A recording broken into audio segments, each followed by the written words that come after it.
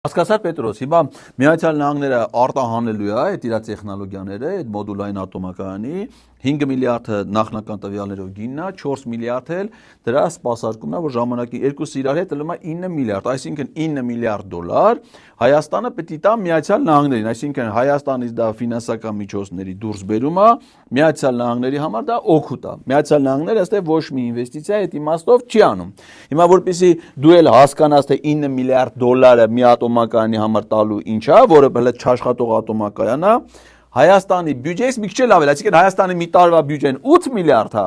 բայց մենակ դրան պետք է տանք մենք 9 միլիարդ դոլար։ Պարզ է, Պետրոսյան։ Ու էդ էլ հələ պարզ չի, կաշխատի, թե չի աշխատի, թե ոնց կլինի, բայց Արեգը ճիշտ է ասում։ Ասում է, չի, չի նշանակը, որ եթե 9 միլիարդ դոլարը մենք պետք է 9 միլիարդ դոլարը տանք։ Կգցենք ախպեր։ Հայավարի կանենք։ Կասենք բերեք կտանք։ Կբերեն չենք տա։